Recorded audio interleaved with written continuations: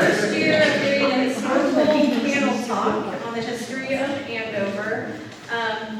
We came up with this idea with the museum as a clever way of trying to capture more of our history. We're hoping that it also kind of brings forward some more activity with the museum. So please don't hesitate to reach out at the end and let us know if you also want to get involved on some level with the museum. You can always use your help. I've got Beth here. She's our representative of the city, but she's also on the museum board with us as well. So we're glad to have her. I'm Tricia Lee. I'm with the museum here, and I'm also with the museum in Towanda. I moved back to Andover because this is where I was born and raised, and I felt like it was my, I guess, simple duty to use the things that I learned while building the museum in Towanda and bring it to Andover and start rebuilding theirs as well, and getting them a little bit more active here. So I'm super excited to be part of this first year. I hope it continues to grow from year to year. I'm going to kind of hand it over and let you guys each introduce yourselves and how you are connected to Andover. Tell us how long you've been here. Just, introduce yourselves. Share their story. I ain't got enough time. I did. With the 2 hours. My name's Wade Duggan. Been out here 71 years. I came out in 4th grade, and I've been on the police reserve 27 years on the volunteer fire department. Coached 17 years out here. Coached with Trinity High. On the city council for 11 years. And lived in the same house now for 46 years. How long have you been with the museum? This is the 15th year I've been here. So other than that, I graduated from Andover in 67. Me and Reed were in a lot of things together. We were in the first Boy Scout group that was initiated in Andover, 533. So, in school, and his brother, so I'll let Reed say what he's done. I'm Reed Harrison, and we moved out here in January of '55. I was in the middle of 1st grade, and let's see, I haven't done as many important things as Wayne. I was on the school board for 16 years. That was Probably, but actually, my dad had been on for 16 years, and he decided to go off. And somebody came to me and asked me to run for the board, and I still think that, at least the first time around, I probably got elected because everybody thought they were voting for my dad. That's one of the things I'd like to talk about later with the school district. I found out early on that this community has valued education since the high school was started back in I think they had the first graduating class in 1919. But they've always supported their schools. When I got here, Butch and I were fortunate enough they had just built a wing on what was the original school. This was a traditional 3-story building with the bottom story half in ground. And the lower grades were on the bottom floor, and the second floor of the high school was on the top floor. And they were outgrowing that by quite a bit, so they built what's called the Ruth Ellis Edition, named it after a 1st grade teacher that taught 1st grade here for probably 40 years. I was fortunate enough to have her. And I was talking to Harriet McConaughey, who used to be at the Andover State Bank. Her dad started. And I was telling her I had Ruth Ellis. And she said, I had Ruth Ellis. And I said, what?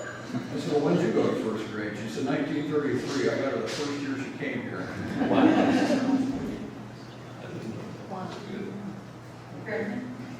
I'm Caroline Hale. I'm a baby as far as how long I've been here, and I've been here 31 years, so think of it that way.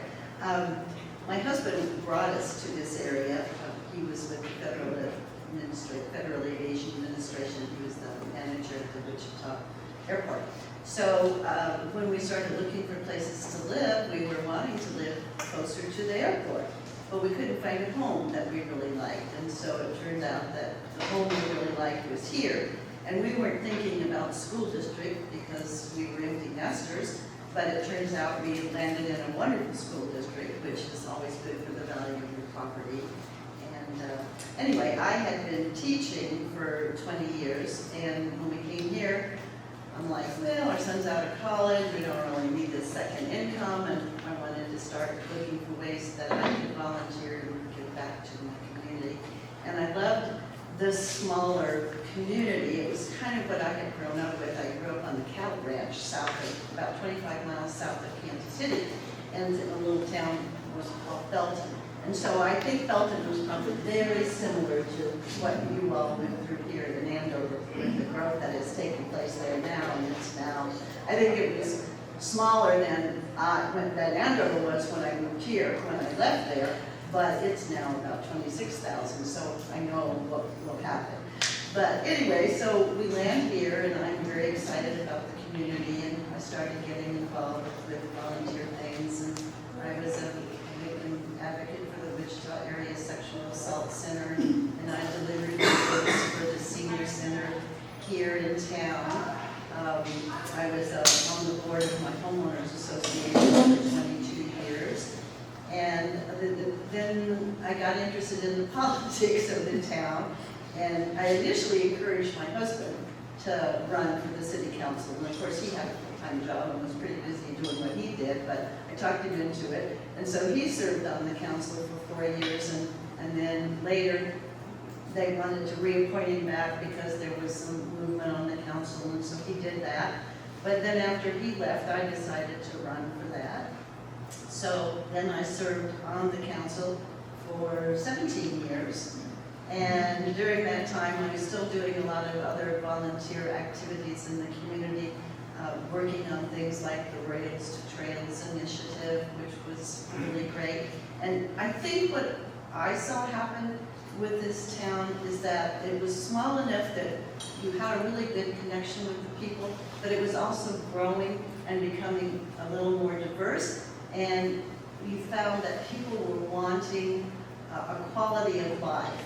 It's like, what can we do in Andover that will keep people here and want to spend time in Andover?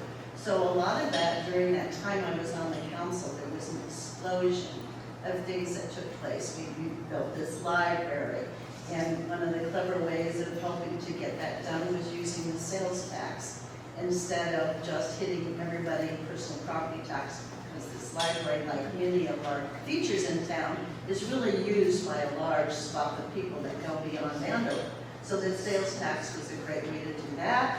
And then we had City Hall come along, we had improvements at the police station, just a lot of growth. Added a gazebo to the park, and the next thing you know, there's an amphitheater at the park. And so it was all kinds of things that people could do to enjoy quality of life in Andover. We had the YMCA come along, just all kinds of improvements took place during that time when I was involved with the council, so I'm really proud of that. And it's just a great community. I see lots of good things happening forward in the future. My name is Tim Johanson, and I grew up in southeast Wichita. And as a kid, I didn't know Andover existed. First time I remember hearing about Andover, I was a freshman in high school at Capen. And we had a freshman basketball tournament. And Andover was playing in it. And they didn't have any fans cheering.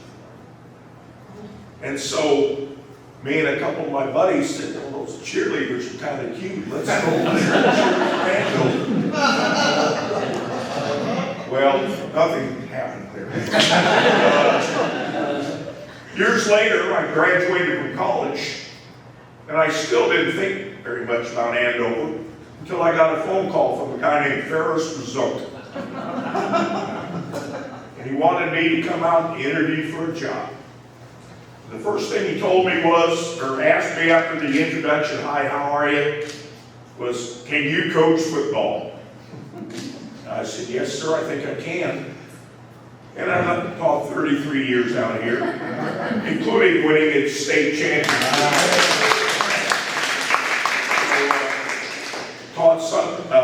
Taught and coached some in the high school, a lot in the middle school, all kinds of sports. And wife and I had 3 kids, all graduated from here. Our nephew lived with us, he graduated from here. And, you know, school board members, fellow teachers, I can't say enough about the Andover schools, about how good they are. And just this afternoon, I met my podiatrist. And he's an old guy like me, and he's retiring. And he's getting replaced by some guy from Detroit. And my podiatrist recommended, come out to Andover and get a house. Good neighborhoods, raise your family there, good schools. And he's already purchased a house here in Andover. So the word spreads about how good Andover is, especially their schools. So we'll talk more about that stuff later. One of my former students. That's true. 7th grade science there. I was there. Down there too, over there too. My name is Cody Winkleman. I was born in 1982, but the story starts before that. In 1979, my parents purchased land and built a house 2 miles east of here, near Indianola and Central. I came along in 82 and they raised me there. The thing was, there was a train that ran in my backyard. And I think everyone knows that little boys always want to become engineers. I just went through with the dream.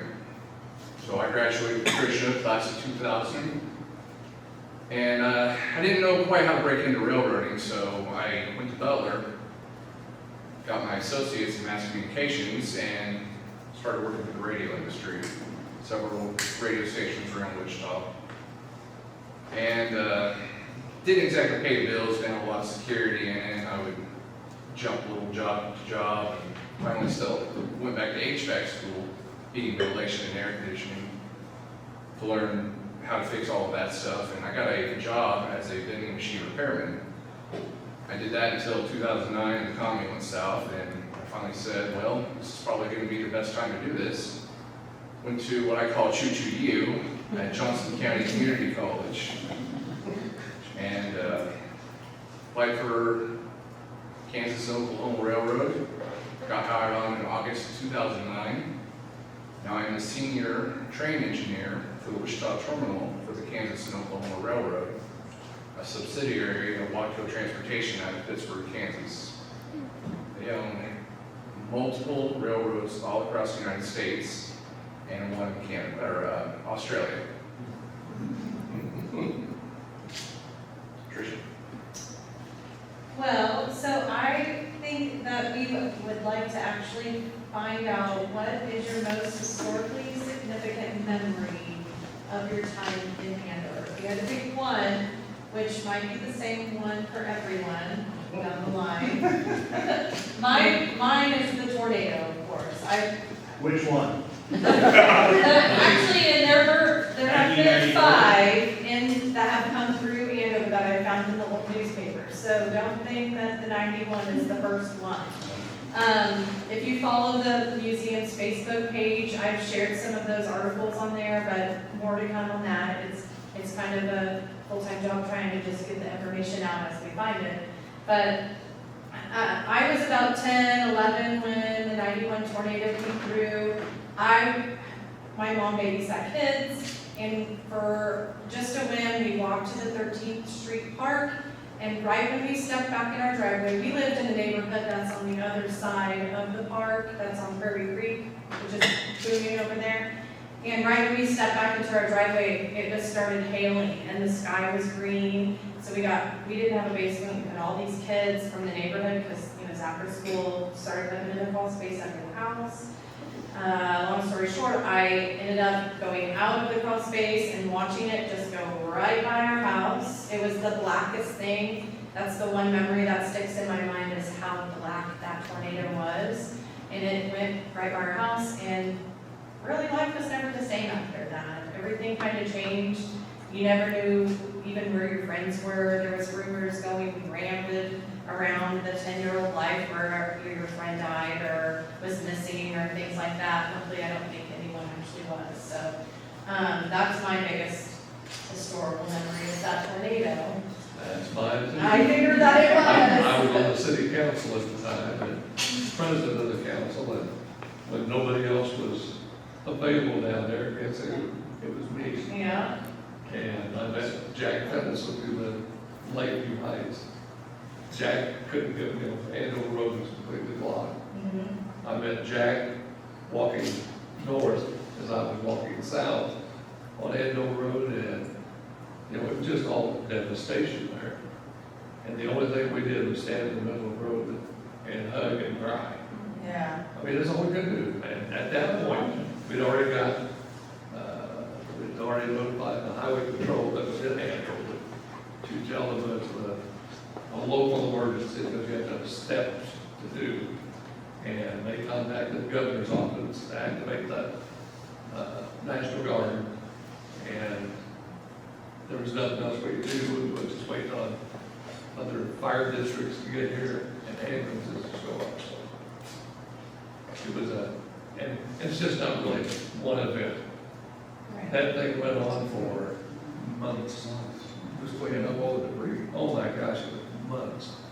And it's, when you have a full-time job and you have another full-time job now because of the tornado.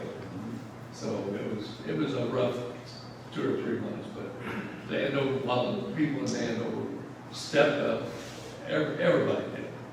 And everybody stepped up and helped, and it was cleaned up a lot better than number 2, the other one were called, the other one in April. Yeah. It was, the National Guard was here for over 3 months, I know, hauling debris out. Yeah. It was there's been a lot of other minor disasters in Andover, but nothing like that. Yeah. There was a plus in that tornado, the Catholic Church got a new church. Yes. Yes.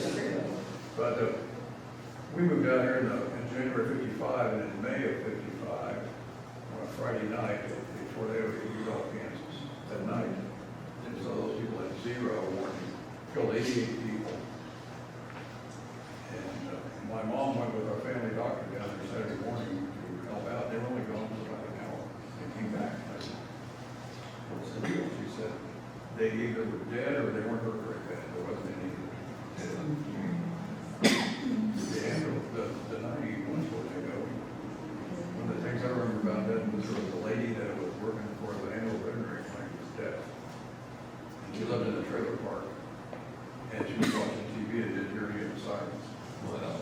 So she was killed because she didn't even know the chick shelter. I think the city fixed that. Maybe those people get got them, things, devices that Right. would warn them. Vibration. Yeah. Reed, I might interject on that lady that was killed that worked at Dr. Harmon's vet clinic. I was with Alex Glades, and he and I were the ones that found her. And she's a very small, petite lady, and I thought I had found a student. So, My brother's a trauma surgeon, one of my brothers, and he was working in the OR Westlake. He said they get some kind of communication from the emergency room. And they kept getting new patients in, new patients in, new patients in. They were thinking, 25 miles or something. And they started getting these people into the OR that were just coated with blood and insulation. And then that's what makes it, oh, these aren't highway accidents, these are from the tornado at the Andover. They had somebody with a tube before that had been driven through their abdomen to save them. I think Cody has a pretty good story about the tornado. Well, it's funny. I was 9 years old, and I just remember that day going to school. It was so windy that day. I just remember that so well. And then I came home. My dad came home from work, picked up my sister, came over here to the trailer park and grabbed my sister's friend named Becky Price. They went to the baseball diamonds there at 13th Street. The clouds were starting to get darker and darker, and they finally called off, I don't know if it was practice or if it was a baseball game. So Dad took Becky Price home, and he told her, if the tornado sirens start going off, get to the basement. Which back then, we didn't have very many sirens in town like we do now either. We had one Right, That malfunction. and you lived kind of outside of town. 3 miles east of town, Yeah, downtown. But she had a shelter, right? yes, they had. Would it hold everybody? No, it wasn't. That's what I thought. I think there's only about 80 in there. So Dad came home, and we had 2 recliners in our living room, but my parents switched places. You know, everyone has their own seat. My parents switched places that day, and it was kind of odd to me. I just remember that. Turned on the news, and I wasn't paying attention. I was 9 years old. I didn't know what the hell was going on. And Dad gets up and goes outside. I thought, well, that's kind of odd. He usually just sits there and watches TV every evening. He comes in and says, "Come out here and look at this tornado." Okay. Never seen a tornado before. We go out there, and it would probably had to have been in Hayesville at the time. It was, you know, just a little F1, F2 or something. And we started watching it get closer and closer. And it started getting large. About that time, it hit McConnell Air Force Base. Some people don't know this. There's 20 B-1B bombers and nuclear tipped missiles on the runway at the time. That's not scary. I don't know what to tell you. But it started getting bigger and darker, and we watched it coming towards us. And, you know, this is, like Tricia alluded to, it rocked your world as a 9 or 10-year-old. Your life is fixing to be upended, and it did. It happened. Our way of life was changed completely. After the tornado came through, and Dad immediately turned his thoughts to Becky Price and her sister, John Price. And we drove down this road, Central. And you know where the Nelsons live? Grant Nelson? A tree had fallen over across the road. We couldn't get through there. I don't remember how we got to there, but Dad pulled up to Becky Price's, what was left of her house. It was a foundation. That was all that was left. She would live right across the street from the mobile home park. And they started crawling out of the storm windows on the basement. And they came running to her. And he waited with them until their parents came home from Wichita. I'm sure they had a hell of a time trying to get through all the tape and barricades and whatnot. And could you imagine knowing your children are safe after such a F5 history tornado, or history sounding? And I remember that week. That was a week of nothing but cleanup, and there was a giant burn pile right over here to the northeast across the street. Black smoke constantly coming up from that. But I'll pick up my story on the next Friday, when I was on the first day back to school. And of course, we didn't talk about anything school related. We talked about what happened with the tornado, who we knew, and what had happened to us. And coming home in the bus, that's all we talked about as well. Well, I saw this and I saw that. And the bus driver turns onto Indianola, and there's a railroad track there at Central Indianola, and we stop. She starts to pull forward, and she slams on brakes. Well, what's going on? Look to the east, and there's a train. Okay, well, the bus driver's supposed to wait for the trains, right? Wasn't moving. I could see immediately this thing was behind my house. I couldn't wait for her to finish up and get through the route so she could drop me off. As soon as I got home, it was out the door, backpack was in the front yard, and I took off to go see that train in my backyard. Engineer, I think he might have been deadheading on the back engine, said, "Hey kid, you want to come see what's up here?" Well, hell yeah! Damn right it was. I was up there, and gymnastics level, almost getting up there. Oh, I was so enamored. This is so amazing to a 9-year-old boy. And I asked him, why are you guys stopped here? And he said, well, the tornado knocked down several high tension lines that crossed right over here on the tracks. And so they were putting them out and they were waiting to cross. The train hadn't come through all week. And I think from that moment forward, that's pretty much what set me forward to become a railroader.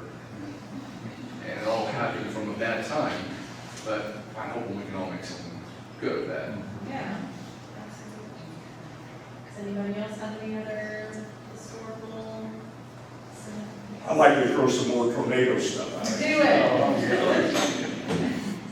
So that Friday, at the middle school, we had scheduled activities for the 6th, 7th, and 8th graders. Each class was going to go do a different thing. 6th graders were going to go to Lawrence Dumont Stadium and keep track of a baseball game and do. I was with the 7th graders. We were going to go way west to Everly Farms. And I don't remember what the 8th graders were going to do, but we were all going to do something different. And Mr. Palmer, our principal, comes on the intercom at about 12:30, 1 o'clock. It says, all activities for that evening have been canceled. No practices after school, no detentions after school. Go home. The kids look out the window and it's, puffy cumulus clouds blowing by, and it is windy, getting warmer. What? They were cussing old Palmer out. Oh, man.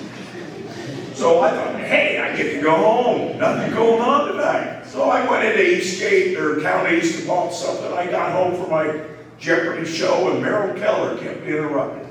And it got closer and closer. I go, it's in Hayesville. McConnell. So, like any good Kansas guy would do, I went out to watch with my neighbor. Steve Gibson's my neighbor, and he had a video camera. And so we're standing out there, and my brainiac idea, I lived over by the football field on the Allison Street. And my brainiac idea was, got close. When I thought it was going to cross 13th, I'd head downstairs. Well, my family's already down there. I'm out watching. Time to head downstairs. Well, when I thought it was crossing 13th, it probably hadn't even hit Kellogg yet. Because the thing was so wide and so black, you really couldn't tell what it was. And so I said, okay, I'm going to go in, but standing there looking straight south on my porch, all of a sudden it's to the east. And most tornadoes don't go back. Occasionally, but most don't. So I got my kids and said, hey, you want to see the tornado? Yeah, I know your dad. Okay. And of course, the two younger girls were crying. And then my neighbor comes and says, hey, you want to go chase it? Yeah! So we hopped in his pickup truck. By the time we got to Andover Road, it was gone. We couldn't see it. So we said, well, let's turn south and see the damage. So we started driving down Andover Road, and I thought the elementary school would be gone. I thought the old bank up there would be gone. They're there. What's going on? We drove further. First damage we saw was that little greenhouse just north of Malcolm's. Yeah, there was a little damage there. Oh. And then the gas station, one of their things was down. So we went through the intersection, and at 3rd Street, there was a telephone pole down. Still hadn't seen much damage. So he turns on 3rd Street, and I say, hey, let me out. I've got some people I want to check on. Ruth and Melvin Helena Yeah. at the greenhouse, good friends of mine. And I wanted to check on them. So I left, Steve left me, I never saw him again that night. But I went over to Helena's. There was some minor damage to their house, which still stands there on Andover Road, because they refused to sell. And some minor damage. It's all right. So I knock on the door, go, hello, Ruth, Melvin. No answer. I finally leave. So I'm walking back to the street. I still haven't seen the damage further down south. I hear, help, help. What? I listen. They're in the backyard in an old-fashioned tornado shelter. The old wood door thing, flat in the ground. And there's all kinds of debris on top of it. And Melvin can't get it open. So I start throwing stuff off. And I get it up a little bit. But what made matters worse, a couple feet away, was a ruptured gas line. And I hear it. Don't smell it. But I hear it. I go, oh. So I lift it up. Melvin, the brainiac that he was, he got a brick, put it in there. I don't know where the bricks came from, but there were a bunch of bricks there. He set a brick there, put the door down. I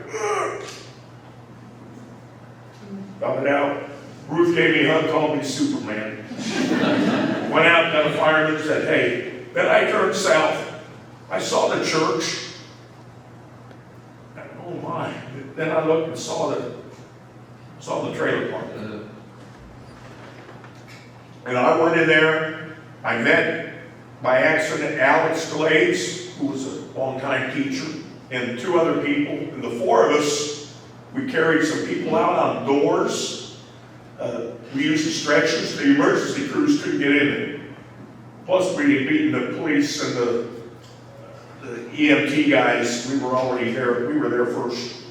And like I mentioned earlier, we did find the one deceased person, but a lot of other people spent until it got dark. It was time in the trailer park. Now, the one, I use the word fun, and that's not the right word. On Monday, maybe it was Tuesday of the following week, I got to drive a golf cart loaded with pizza and pop and water through all the neighborhoods. And to me, that was fun. Yeah. I mean, The services needed. well, you know, it served a purpose, but I enjoyed myself. So anyway, certainly an evening that I never ever want to repeat. And seeing the Andover tornado of just a couple years ago, the most photographed tornado in history, I'm going, oh my gosh, you know. But the fact that nobody was killed in this last one, amazing. And even though we lost a bunch of people in the trailer park, no students. I had one young lady, she broke her leg, and her mother was killed, and I never saw her again. She went to live with Dad, wherever Dad was. So, anyway. Could I share a memory? Yes, That's please. not tornado? Yes, you're the only one not tornado here. I am the only one that's not tornado. I came here about 3 years after tornado.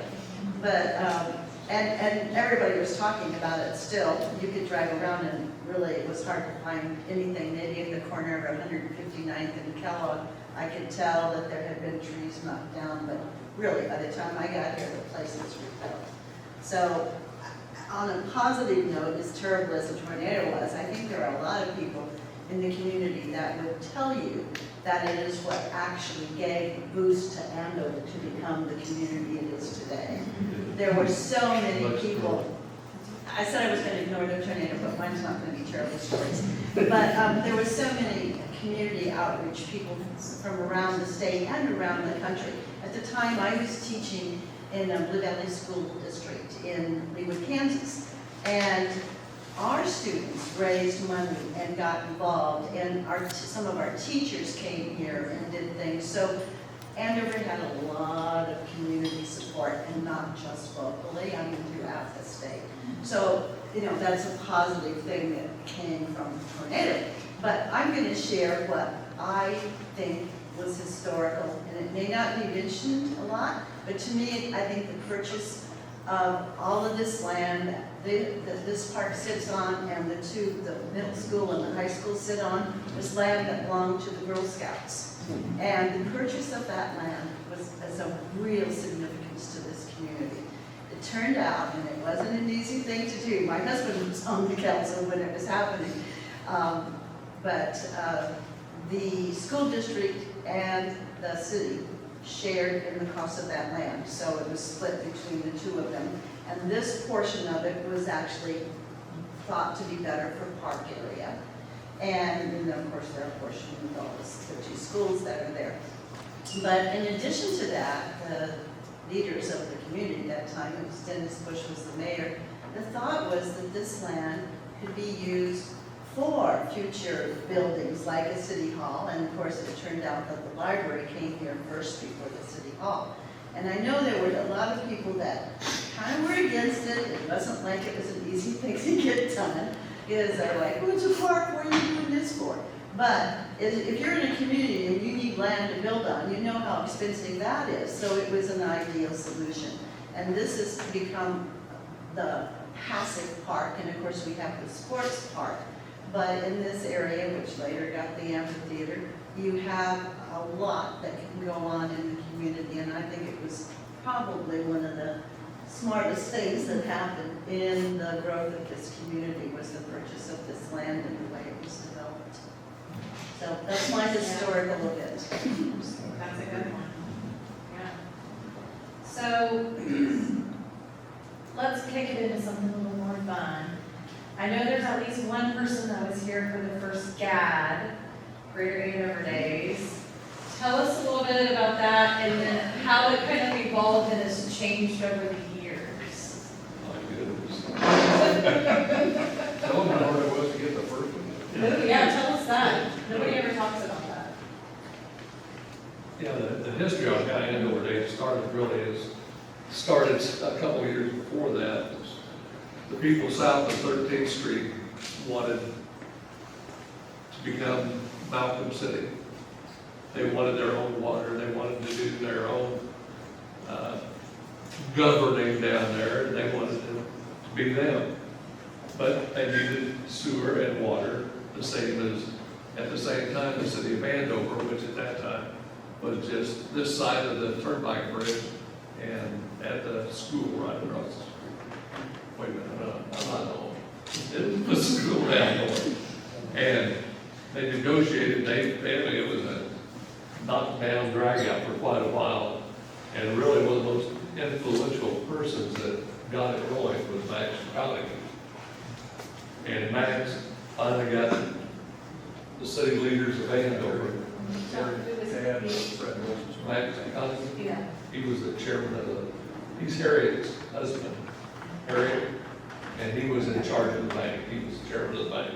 After Harry Wilson, his name was Fred. Freddie. You know, Fred Wilson started the bank, so Harry was a Wilson, married Max. Right. Max sold insurance, his office was inside the bank. Yeah.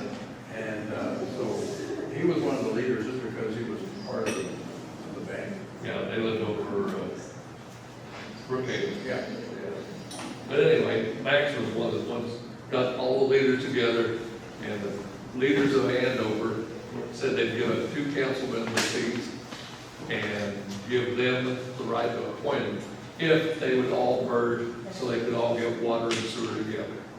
And so they pushed it through, and I believe in 1967, they, finally got it, and Andover went from 120, 150 people to over 2,000 overnight almost, because we had next clear to Central End.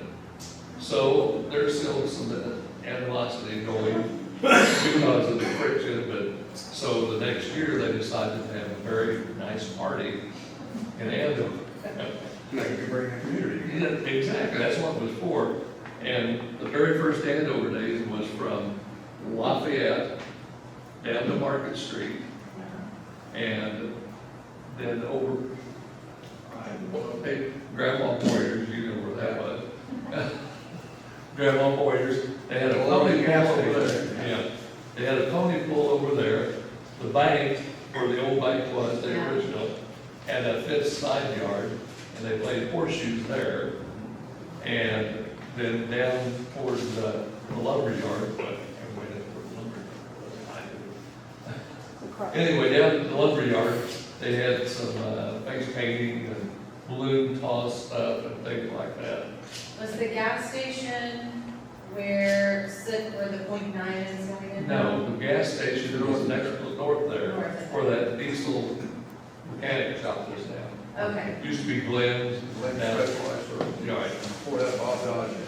yeah, and Bob Dodge had a little over on Main Street too. Well, wasn't something called Cloud City at one time? Was that even earlier? That was way back in It didn't stay Cloud City up till. And actually, I looked into this, it was never Cloud City, it was just Cloud because the man who was running the railroad through this area, his last name was Cloud, and so it was only actually 3 months, so it went from Minnehaha, and the post office moved to our area where the Cloud man was in charge, and then after 3 months, it was almost to the day, 3 months, then it changed over to Andover. And it was named after Andover, Massachusetts. Yes. Which was a common thing back then, When there's did we quite a have few the other train? Andovers. That was 1898. That's what I was thinking before. Yeah. Does anyone know if they was back, like, it was named on, it was Mr. Cloud, and then there was a falling out, A little falling out. and then it was changed? Does anyone know what it was about? Because I wanted to. I can't find that, but I've seen other accounts that local people have written about it, that kind of just say it was in the same timing as his job, his position with the railroad was moving on. Yeah, because his job in the railroad was to acquire stops for the train to fill water and, you know, for the boilers and stuff like that. So And he they- lived on Grant Street, I didn't find this, Grant, which is on the north end off 21st Street, that's where his residence was while he was here, that short round. So Mr. Cloud, who was known as an engineer, but not in the railroad since, it was more of the architecture, like you were talking about, the designing through town. He wasn't acquiring land. So he was a real engineer, No. as far as like a civil engineer? Yes. Oh, yeah. Civil engineer. And this was shortly after, what, 1880s or so? It would be April 1880, the railroad came through. So really, that's how Andover days is longer. When did Wichita start there, 72? Yep. I enjoy used to tell Mayor Knight that, they copied us on that. I said, we started Andover days before anybody else in the state had these days like that, so. But it was probably, it lasted probably 3 or 4 hours. They had food set up down Harrison Street. Now, we had no parades. Beautiful days and. We I had don't no think we had parade. any entertainment. No. Oh, in a Entertainment. band, in a band, Huh? didn't you have that? Oh, I think we had a high school band. but Oh, the band came along, I'm gonna say it was the third or fourth or Oh, fifth. I thought it was. The very best one we had was, I think, was 73. We had before.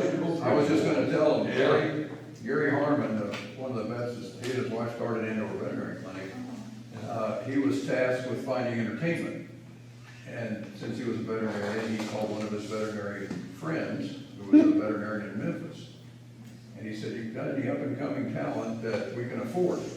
He said, "We got this group coming up, you can get them for $2,000 right now." So he signed them up, and we had a flatbed semi-trailer, and they set up their sound equipment. On the football field. And somebody said, they did one song, they said, "Who is that? They are really good." And this guy said, that's the Oak Ridge Boys. Yep. We got them before they were famous. I think we should try and get them again, like for the Yeah, 60th yeah. dad. Yeah. Oh, They said they would do it for free, but they've got a contract and all their road crew and their publishing people and their advertising people would all have to be paid. Even if they worked for free, it'd still be $20,000. Yeah. yeah, they were out of our price range. Mike opened that year, was the one that did all the MC and Yep. everything. Have we ever missed or had to reschedule Greater Andover Days? Yes, I think, 2020, yeah. that's the only one? I think other than that, we've always had it every year. And it's gotten bigger every year. Now, when did you start the parade? Parade probably was in the 71 or 72. And the parade, our long parade went from 13th Street maybe to Virginia. So many blocks is that? But Just short of Central, Yeah. just short of a mile. you know, It was about. but Andover Days has survived, and it's gotten bigger and better, and I hope, you know, the people in Andover enjoy it. Well, we're not far from Platinum Jubilee, it's coming up to the 60th in a couple of years, so we're going to have a big do for that.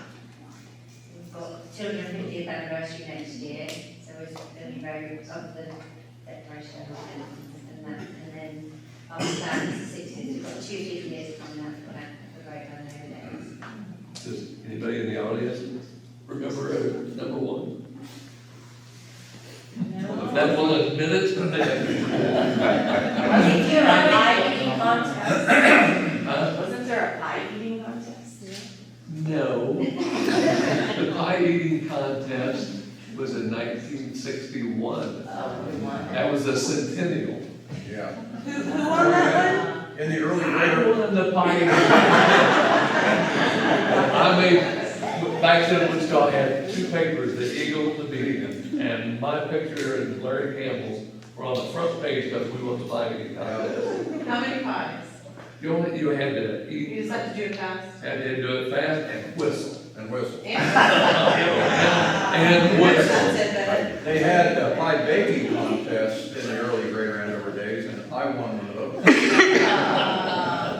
Does anybody else have anything that we don't do anymore with Greater Andover Days? I'm Well, we don't do the pony polls. You don't know what? You also had the turtle races. I won the Yeah, first yeah. turtle. Yeah. We were two different That's some real good ones over the years. You had some turtle races, most people would bring a box turtle. Ronnie Lyle caught a snapping turtle. And put it down for the turtle race, and everybody picked their turtles up. Won by default. Oh, we had greased pig contest. Yeah. I found an article about that, and I was gonna You grease suggest up that we bring that a up. pig, about 80-pound little pig, and people enter the contest, and whoever catches it gets to keep it. Yep. But people would jump on that pig and put their arms around it and just slide back.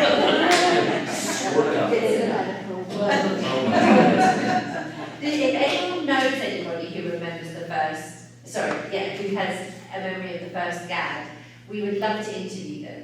So do pass that on, we would love to sit and do some more history with them, just so we can get that down, because there's going to be less and less people in the next, few years that remember the first one, so we would love to get that. If we do, who should they contact? Beth Green at Andover City Hall, I think, please. Or Trish, either way, anyone on the panel, they can let me I know. might just post it in the group that Please do. somebody might know. Yes. That's a good idea. And then forward the history thing, but we're really trying to get, we're recording this, we're trying to get this oral history down, because, there's still a lot of people around that remember a long time back. Yes. And if anybody has pictures of the old dairy haven, Or The museum would love that. anything that's old with Andover, because Andover's kind of a newer, so we kind of lack old photos. One of the questions that I also had that I wanted to ask is if anyone can think of a prominent community figure from Andover's history that left a really big legacy. Okay, want me to start? Let me start. Okay, because we'll talk about the same guy, I'm guessing. We're talking about the same guy. We've talked about how this community has always valued education and did whatever they could, whatever they could afford to have as good a schools and teachers as they could.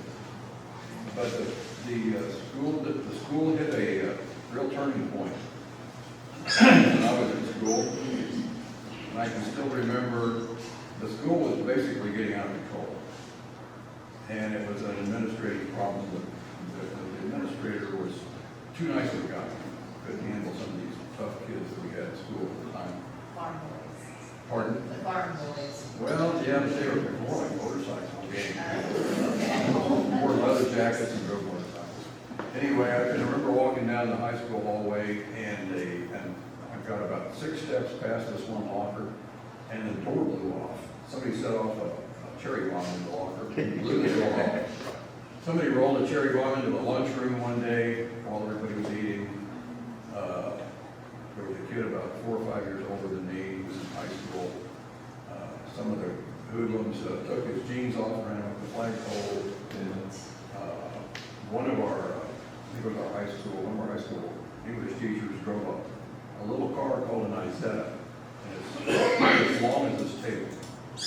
It looked like a smart car, but this was way back before smart cars. The whole front of the car opened like a door. To get out, because there were no sidewalks. Anyway, those hoodlums picked his car up, and there was a little alcove where he came into the gym that was about a foot longer than his car. Set it in there, well, he couldn't get it out. Couldn't do it. Yeah, Mr. Winkleman. Yeah. So, the school board, my dad was on the school board at the time, got involved when this became an athletic problem because our football team, Clearwater was the first thing that happened. Went to Clearwater, got beat probably 45-0. And of course they were mad, so they went into their locker room that they were dressing in and tore a couple of urinals clear off the wall. So their principal called our principal and said that we're not scheduling you anymore in football, basketball. And we were in leagues then, and so they were in our leagues, so they said, we're not scheduling you. So Cheney came over to play us next weekend at our place, and of course they beat us, we didn't know much of football. Got all these tough kids, it was kind of curious, got all these kids that thought they were really tough, but they didn't go out for football. So the hoodlums stopped Cheney's bus. Back then, he went up to 21st Street and across to go to Cheney because there wasn't any Highway 54. They blocked the bus, stopped it, drug some of the kids off of the bus and started a gang fight. The sheriff had to come. So guess what? Cheney said, we're not scheduling you anymore in football, basketball. So the coach had to come to the school board and say, hey, we've got a problem. We're not going to have Clearwater and Cheney on our schedule next year. And of course, they said, why not? So the truth finally comes out. The school board goes into an executive session and says, you know what? We need a principal with some teeth. So Bud Overman was on the school board. He worked at Beach, and he knew a guy, one of Ferris's George. Yeah, one of Ferris's brothers worked at Beach. He said, I've got a brother who's right now a football coach at Belle Plaine, but he wants to be a principal. But Belle Plaine won't promote him because they don't want to lose him as a football coach. He's one of the winningest football coaches in Kansas history. So they scheduled a time, the two of them did, to go down to his house in Belle Plaine and talk to him about coming to work up here. And he was wanting a principal's job, so he was open to the idea. So they talked to him. He comes up there and meets with the entire board. And they said, well, do you want the job? He said, yeah, just one condition. He said, this school's out of control. So I'm going to have to make an example out of some of these kids and kick them out of school. And when I do, their parents are going to come up here sobbing, oh, what are we going to do? You've got to let our kid back in school. And I'm not letting them back in. So are you going to back me up or are you going to waffle? They go back up, whatever you want to do first. So they hired him. We all come to school that fall. Opening day, first hour, we get called for an assembly. We never had an assembly on opening day, so everybody knew what's happening. Mr. Zuckin lined all the faculty up on the gym floor in chairs facing the bleachers. The student body was up in the bleachers. He was on the floor with one of those electric bullhorns. Of course, everybody's cutting up and talking. And the first words we heard were, let's have it quiet. He never said quiet, he said quiet. Let's have it quiet. Well, it got quiet, except for about 3 or 4 kids in the back row who were still up there cutting up and playing around. And he just said, Mr. Hipsher, Mr. Lewis, escort those 4 gentlemen out the door. They don't go to school here anymore. And of course, they're like, you can't do that. They grabbed them by the ear and out the door they went.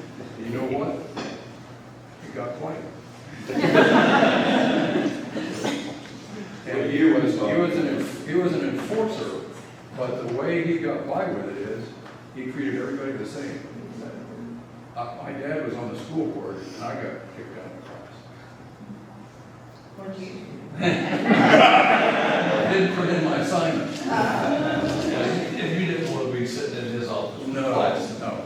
What year are you talking about here? Yeah. I graduated in '66, just a year before. Yeah. We had a football team that had been 0-9 most of the time. The first year he got here, we went 7-2. And he wasn't the coach, but he knew how to coach, so he helped the coach we had.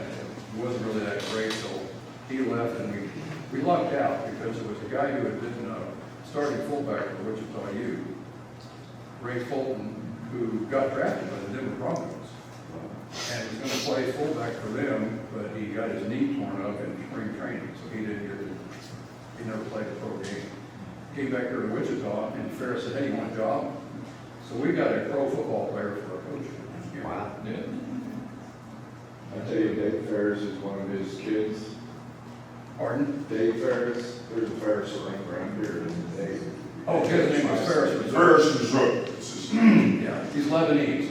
Oh, He's okay. one of the, he's a member of the Brazil clan, which was one of the 8 big Lebanese clans.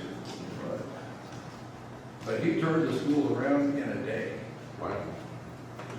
And he also got us, it goes farther than that. You had to have certain subjects to be what's called a comprehensive high school. And we had one foreign language, this is thing called Spanish, but we didn't have a second foreign language. He hired a lady to teach German, and the lady he hired to teach German had a husband who was a teacher, who could teach chemistry and physics. So that made us a comprehensive high school.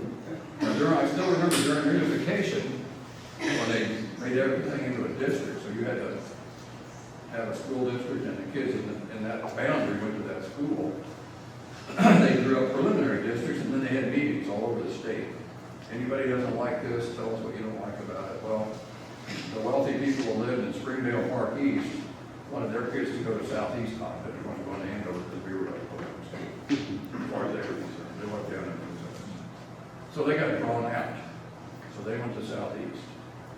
This was back in, whenever we had unification, Well, that's 70 or 71. Years later, I'm on the school board. And they're having drive-by shootings in Wichita one week. And so people were calling and saying, hey, can we get our kids into your school? So several of the parents in Timber Lakes came to our board meeting and said, we want our neighborhood to be in the Andover School District, and you change the boundaries. And I had to tell them, for that to happen, we'd have to agree to it, the Wichita district would have to agree to it, and then the state board would have to approve it. And I said, no school district gives a tax evaluation. So Wichita's not giving it up. I got home that night, I had a message on my answering machine from the Wichita school board president, we want to meet with you tomorrow noon. And so we had the meeting, I said, you don't have to say anything, I've already told it ain't gonna happen. I said, and when I was talking to him, I said, you had your chance. You were in our school district originally, and you wanted out. Yeah, it's kind of surprising me that east side of Sedgwick County comes here. Well, and that got to be an issue as far as taxes. The patrons didn't understand the tax situation. They'd say, well, we pay taxes to this school district, how come you're letting them go here, but they don't pay taxes? Well, if you look on your tax bill, the taxes for the school district is separate. And I guarantee you, if their property is in our school district, they're paying taxes to the school district. The problem we had, we were growing so fast because everybody in Wichita wanted to come out here, so we would tell them, if you want to go to school here, you gotta move here. So they buy a house here. when did that really change where, everyone kind of Andover? What year are you talking about? I'm talking about the 80s is when that started to flip. Everybody started pointing out there. And that's when we had to make a decision because we were growing over 10% a year. You can't build classrooms fast enough to handle it, really. So we decided we needed to build a new high school or make the old high school bigger. Build a new middle school, build a new grade school. So we were looking for real estate. We were going to buy the property down here where the Skylofts is over there. That was an 80-acre wheat field, RBL or something. He wanted 10 or 12 acres an acre, which was way over what it was worth. So we went looking, and the city was looking, and we got together with the city and said, hey, how about the Girl Scout camp? Well, originally, the Girl Scouts, when we talked to them, said, this is handy for the Wichita kids, it's kind of out in the country, we love it, we don't want to sell it. And I don't remember who it was, I think it was somebody on the Andover City Council said, well, you know, it isn't going to be much longer before your little piece of property is going to be swallowed up with houses all the way around. It's not going to be rural or suburban anymore. So they started looking at property over in Greenwood County, and finally, in the city council and the school board, we negotiated to buy this and split it. And we decided to split the high school, which was a big deal. But fortunately, we had a school board that was more interested in what was best for kids' education than what was best to have a winning football team. I voted against it. And I was 100% wrong. I admit my mistake. We went up and met with the school district, the school board in Lawrence, and Lawrence had just split a year or two before that with building a Free State High School. And I told one of the people on their school board, I said, what took you so long? You guys were at 4,000 or more kids in one high school. That's no way to run anything. And she said, football boosters. Absolutely. They wanted to be able to beat everybody. Derby. I don't know, like, 81 and have this going on. Yes. And what they told us that we didn't know, because we were thinking about, you know, if you wanted to be a big football powerhouse, you want a big high school. And this one lady said, you know, not only does this hurt kids that want to play football, because if you're in a high school of 4,000, you play football 1 year as a senior. Unless you're pro material, then you might play as a sophomore or junior. But she said, so 22 kids out of 4,000 get to play football. That's no way to run it. That's true with every sport, and as I learned, activity. You have 2 #1 trumpet players instead of 1. Yeah. So they had, I think, how many middle schools did they have? Anyway, they were all feeding into this one high school. Well, they were sending vocal music and instrumental music kids into that high school by the hundreds. Well, they couldn't put all of them in a program, so they'd drop out. They couldn't do that anymore in high school. It was criminal.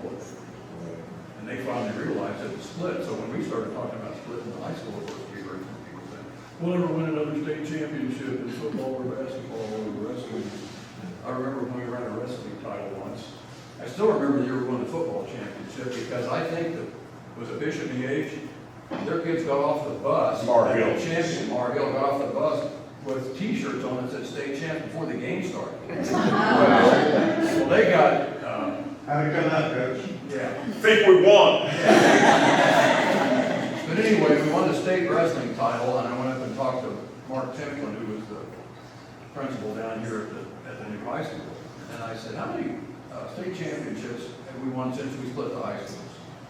It was more than we had won from 1919 until we split. What happens is you find kids that can play basketball or football that weren't getting to play. And when the other thing parents would say, I remember this argument, well, if we split the high schools, the kids will have gang fights. One of our wiser teachers said, well, if you parents encourage that, that's what we'll have. And we had several good teachers, but one of the parents was complaining, well, my kid won't get Mr. So-and-so if you split the high schools, because you can only be in one school. And my kid goes to the other school, they won't get that teacher. And the teacher was in the room, and the teacher stood up and said, I can only teach 23 kids an hour, 6 hours a day. So it doesn't matter how you do this, I'm only going to be able to teach so many kids. Your kid may not get me anyway. So we went through all those arguments and split the high school, and what we found out was optimum size for high school to make sure every kid gets the best opportunity was 900 to 1,200. Where are they at today? We're probably over that. They bought the land already Yeah. for another high school. That's still years down the line, but they'll purchase the land up north. That's one of the things the Wichita School Board president brought their planning guy. And I said, well, how big are we gonna get? You know, because we're growing by leaps and bounds. He said, take whatever property's in your school district. If there's not a house on a piece of property, put a house on it. And allow 1.9 kids per house, and that's how big we get. Because as soon as you fill all that land, you'll be done. All right, I want to add a little more about Mr. Rizzo. Oh, yes, Yes. because you work for it. I work with it. As Jay Harvey can tell you, that's Jay Harvey Kane over there, longtime chemistry teacher, wave, Jay.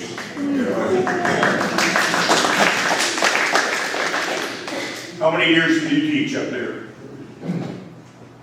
Andover High School, 28 years, 3 years at Andover Central. You went down here? Yes, he is. Anyway, one thing about Mr. Zook, he got tough with the kids, is related to you, but he backed his teachers. And to me, he wasn't just my boss, he became my mentor and my friend. That's what type of man he was. And I mean, when I first came out here as a 21-year-old rookie, I may have messed up once or twice. And he always had my back. He said, don't do it again. And I learned my lesson. A couple other educators I want to mention. Bob Hall, longtime principal at Andover Junior High when I started, middle school eventually. And he had a lot to do with the planning of the building of the new high school up north. So he was a good man. And my last principal that I want to mention is Doug Baber. And Mr. Baber also became a good friend of mine. And we lost him way too soon. But what a great guy. And then one other person I want to mention that affected me, not in education, but here in Andover, guy's name was Mark Hale. Big Cheese Pizza. Mark, what a guy, and what a community guy. He did so much for this town, and including having about 12 people into his deep freezer the night of the tornado. But we won't go there. But he's a heck of a guy, and here again, we lost him too soon. But when I started coaching middle school football, about 1990, after our home games, we would have a pizza party down there. And that became the middle school social event of the week. And Mark whipped out all those pizzas. I mean, it was so much fun down there with the kids and watching them have a good time. But he really contributed a lot to the community, and I just wanted to bring up his name. Ed, he had all the team pictures in Big Cheese. Growing up, you know, even if you had been there 1,000 times, if it was your team's turn to go to Big Cheese for pizza, you would go find your picture and invite all your friends in the picture. And later on, he had dads come in and say, hey, son, that's me. So, by the way, I gave him all the pictures. I think I looked at it that day, I'll sign the book, I think he had the book at Pearl. Yeah, where we got the free pizzas. Right.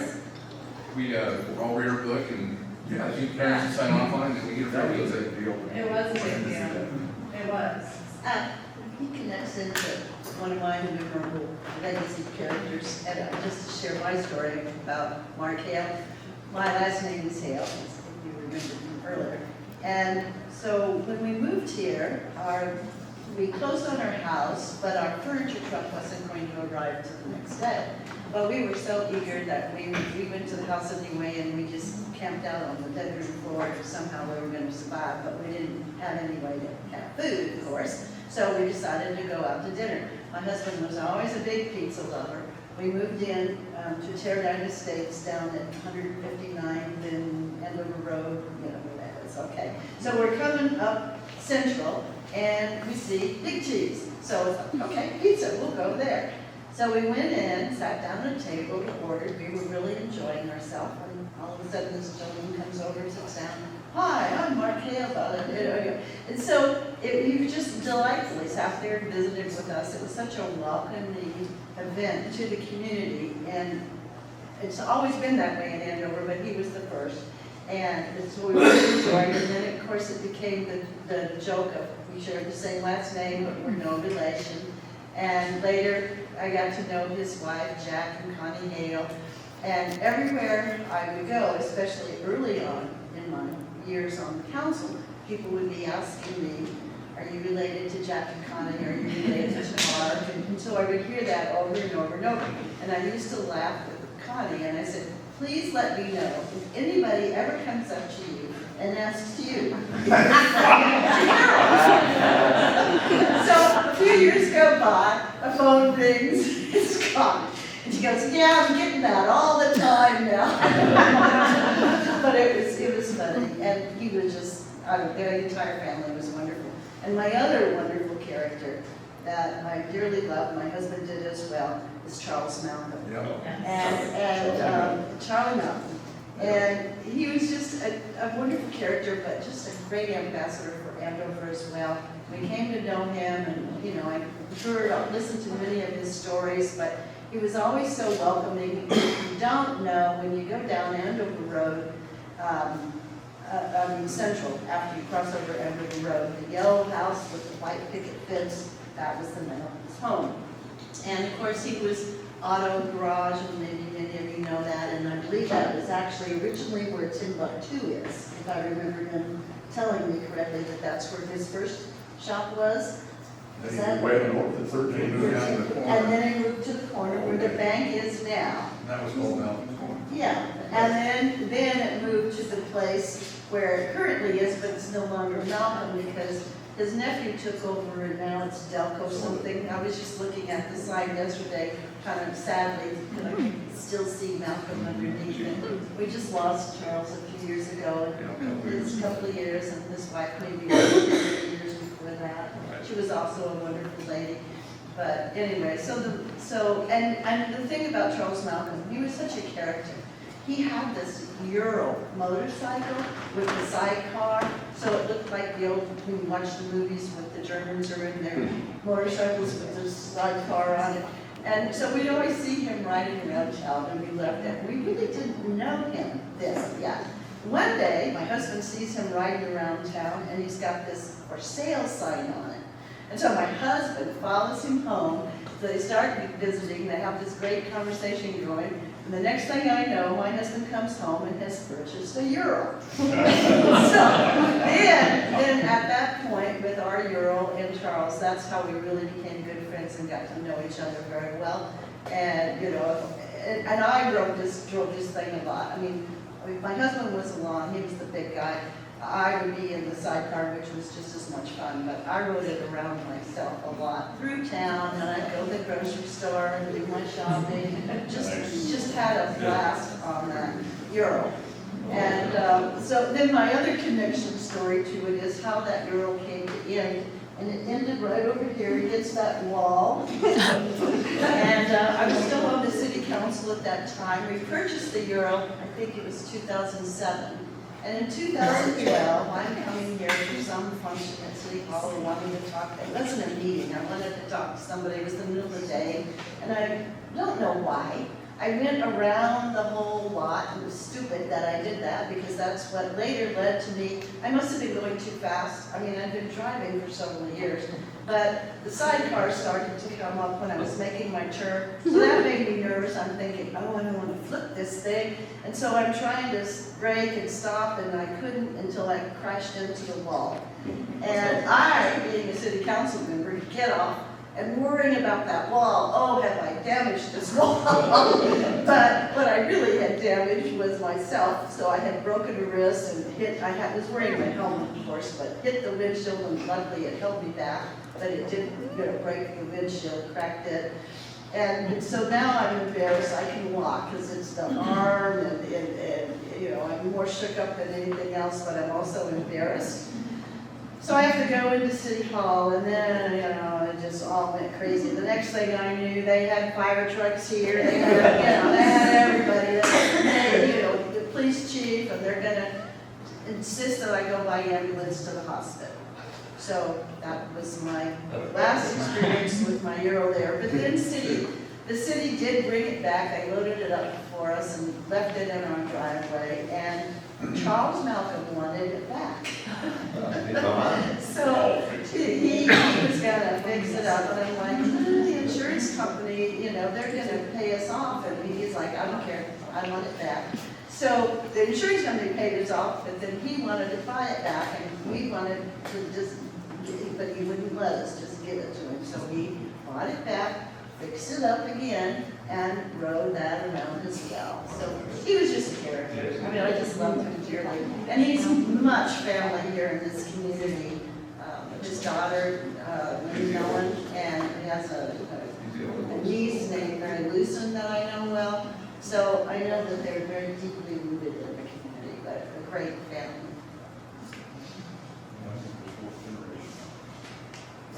And there's another Charles' one dad moving lived after. in Homestead. Yeah. Oh, Hey Trish, yes. what's the building behind you guys there? That is the earliest picture of the Andover Railroad that I know. The depot. Where was it?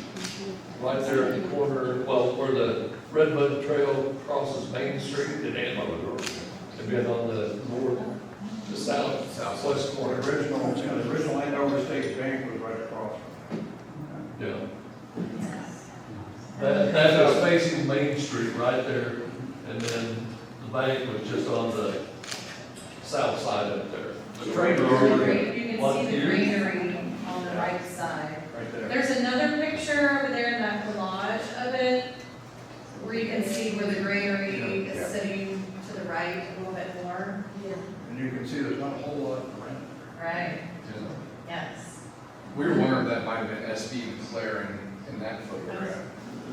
What's the oldest building saying that's in out town? there? The oldest building still standing in town, the church? No, No, that's. there's that That, or the, two-story house there just on Main Street. It was the south Main and All right, Harrison. Main South Harrison, of Harrison. the second house to the Yes. south there, that two-story house is probably built in the 20s. That's the Gilmore House really wasn't in Andover. Gilmore House was up on the 21st Street and Gilmore Street. But isn't that Close, the but- house, and was the Gilmore House, right? It's still there. yes. Yeah. And That's then the reason there is a picture of the brick school building as well that I want to point out, since we were talking about that. That's the one that you, and then it's grade school too, I suppose. Yeah. Right, no kindergarten. Yeah. No kindergarten. And then the painting that you see next to Cody there, so that was done by Henrietta Fortney, who was a local artist. Yes.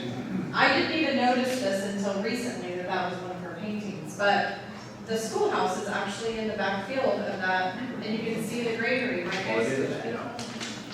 So I imagine that's a pretty early painting at first there too. Her husband was a real estate guy. Yeah. And their son, Jack, was probably 80 years ahead of me.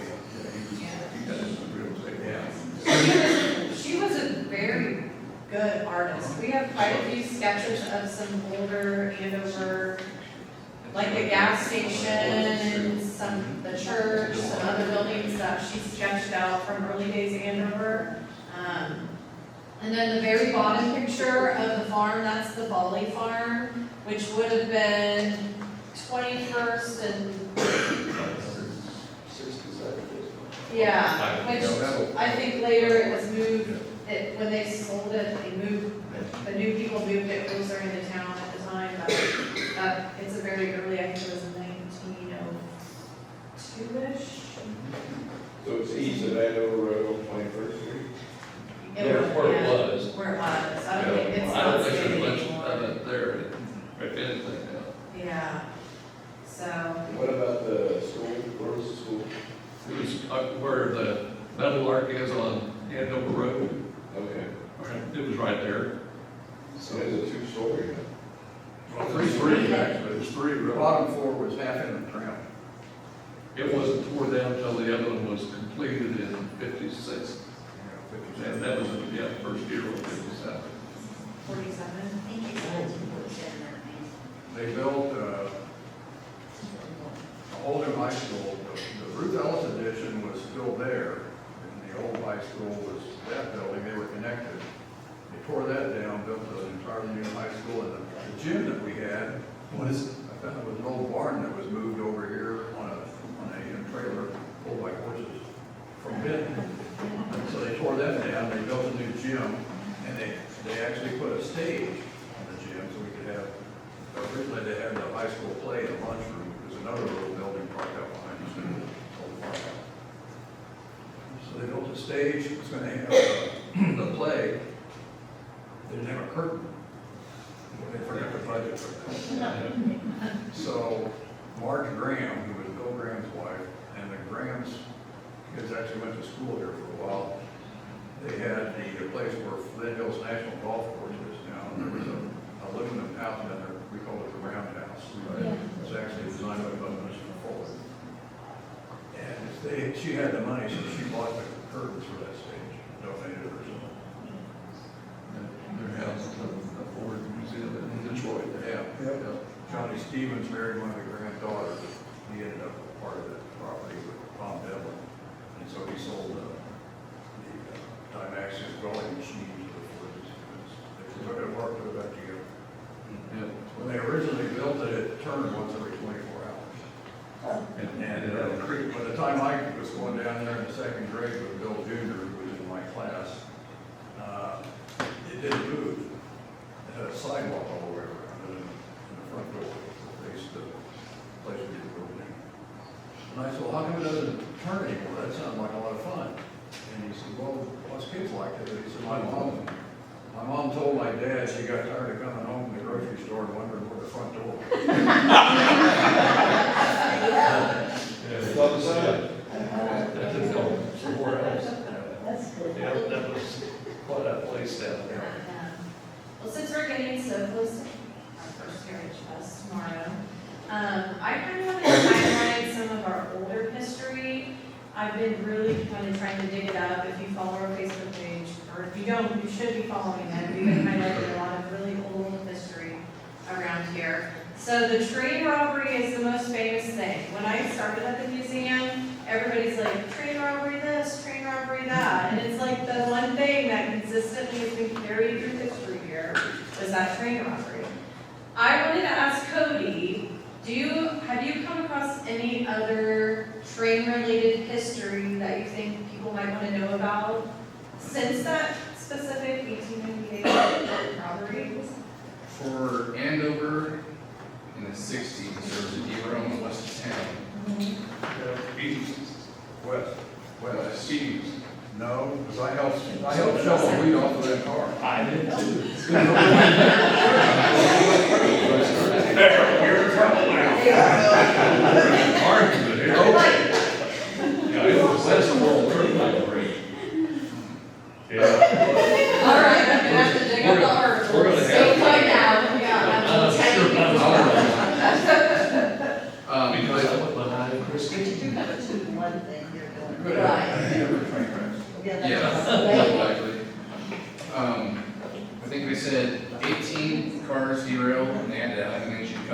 Wichita, pulled the train back into town.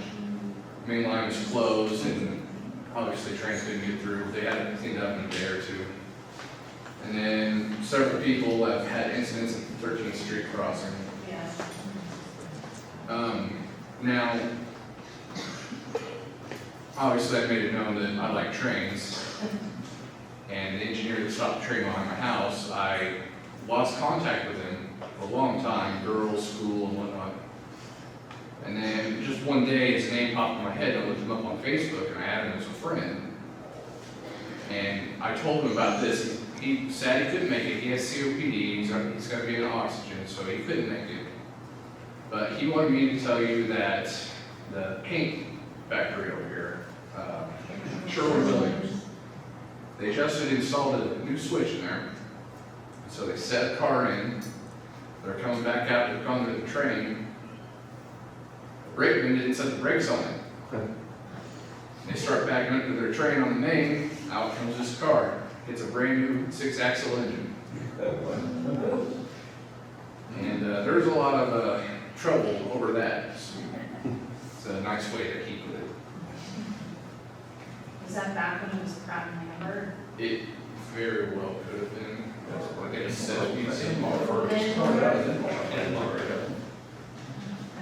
heard that before. That's what it started out as. Oh, really? Yeah. Okay. What would you say? Oh my gosh. Trying to pin me down. You're right, there was a wreck to the east. I remember they brought in a special bulldozer Right. with a counterweight on it, and we got after this room. And we got, because we were in the wreck, we got all the flour we wanted to eat. Yeah. It worked my language. Yay, I'm vindicated. So I think the one east of town happened March 26, 1964. Right. Yep. Yeah, it was spring break, because that's why they got so many school kids to work. Well, one more question for, well, this always comes up if I meet someone at the museum or come across someone in town. Favorite restaurant of the past, besides Big Cheese, because we know that's probably everyone's favorite. Favorite restaurant of the past that hasn't been around for a while? Carol's there. Carol's Kitchen? Carol's Kitchen. I figured you could say Dairy Queen then. Dairy. Yes. Yeah. The lady that ran that lived where the Rusted Rooster just changed. Yes, right. Feet along. Yes. They did they. That was kind of like, if you've seen, what's the name of the movie that had Oh my goodness. What was it? American Graffiti? Arnold's. His very Yeah. good was Arnold's. Yeah, well, she has a picture of one of John's. Yeah, John's, that would have been the one I remember. Yeah. It was never the same after. And then someone stole the Johns, and then they found the Johns. It was a big statue on top of the building. It was a John, you're real. 13th and Andover Road, which, not there now, but I remember the Johns. I remember they had a tabletop video game system. I forgot what game it was. Like the TV screen pointed up. Oh, yeah. Was Carol's first bowling nice? About Same area, the right? same. I think actually Carol's was where Rito is. Yeah, okay. I didn't know that's your one. And it was partially damaged by the big tornado. And it was repairable, but that's, I remember that's when Carol got out and somebody else. Reed, what was the name of the cafe at Kellogg's? Wanda. Wanda's. Wanda. Yeah, Wanda. Wanda. Yeah, Wanda, I think Wanda actually moved up to where Carol's Kitchen is. Yeah, that's what I was thinking when I went. The reason this is important, because I found out later in life that every small town has a coffee club, or more than one. Yeah. The original coffee club went down at Wanda's, and then moved up here, and then it was Carol's Kitchen. And then when that went under, they moved to the Dairy Queen, and the Dairy Queen raised their coffee prices from 50 cents a cup to 60 cents a cup. It made all those blackwater old farmers so mad they moved over to McDonald's. Where did that happen? I think they had moved up from McDonald's down to Bronx. Probably have. What did they make for coffee there? Well, Probably $1.25. Mine was, that's right, this restaurant is not as old as what you all were talking about, but it was, I believe it was called the Golden Garden. Golden Garden, Oh, yes. Oh, I love that restaurant, and then it was a family-owned situation, and they didn't have his family that wanted to continue. But I think it was there, I think I started going into it after we moved in here during the 1980s, so it had been around a while. Yeah. One of my folks' favorite places, and I hated to see them take the aquarium. Wish they had an aquarium. No, they did have a big aquarium there. Two other names, not at the top of my list as far as favorites, but what was Big Cheese called before it was Big Cheese? Delmonico, Dominican, Anybody remember? Piccolos. Piccolos, winner, Piccolos. And, So Hale bought it from whoever had it? That's Pickle? yes, yeah, What is this at? Where's Big Cheese at? Where Bobby. Baba Luigi's. yeah. Yeah. Former football player owns it now. It's pretty good pizza, a little pricey. He can't spare me. But it's pretty close, I have to say, it's pretty close Yeah. sometimes. You can tell he's a teacher, because they're never paid enough, so they're cut off. They can't. So, Mark Hale became a good friend of mine. I'd go down there once a week, and after I ate, I would just hang out and talk. And my wife finally said, "You're down there all summer long, why don't you get a job?" And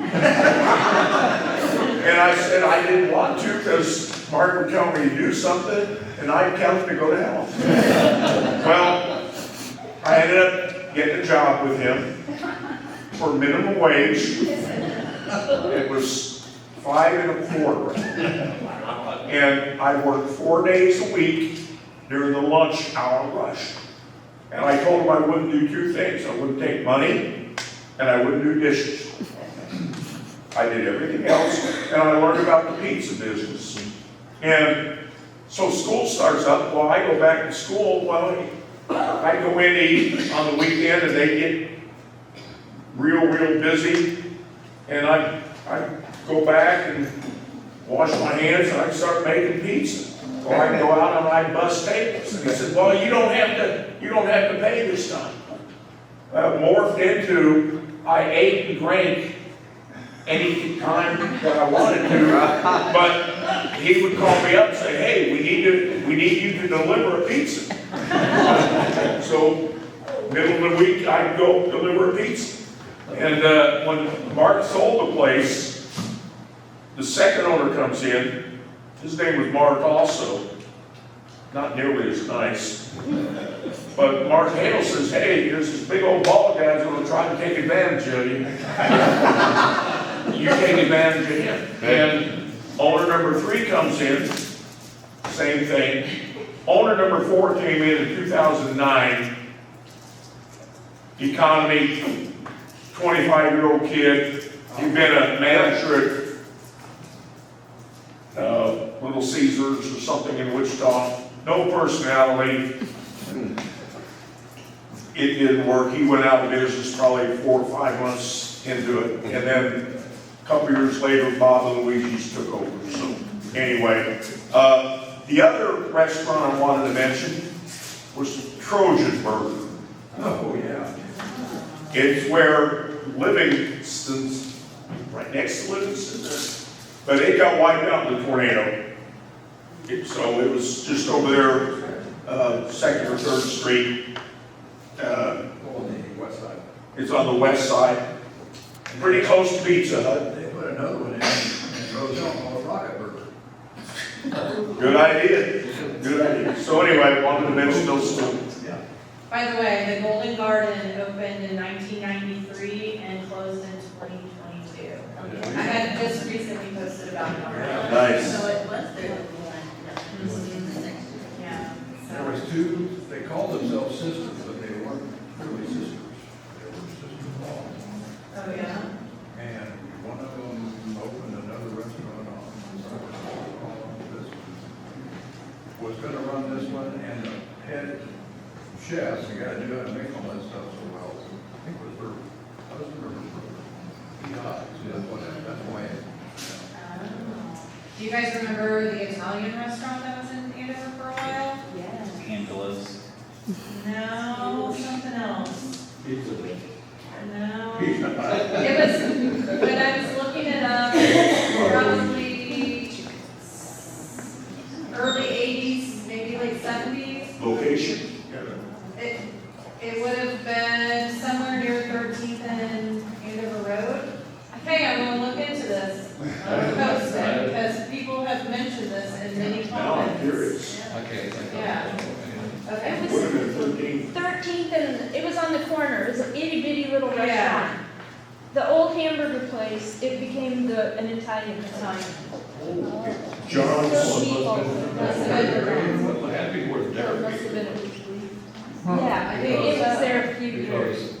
Because until, 10 by 2, it was a gas station, and it came in as a bar. Do you have any information on the golf course, like pictures of the old trailer? They're the Terradine Golf Course? No, the Nine Andover golf course. I don't know all that property, right? No, that was, No, That- Bill Winkleman did, Bill Reed.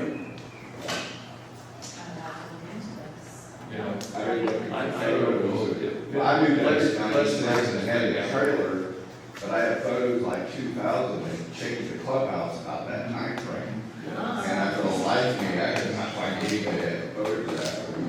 Real trailer, I remember had a trailer.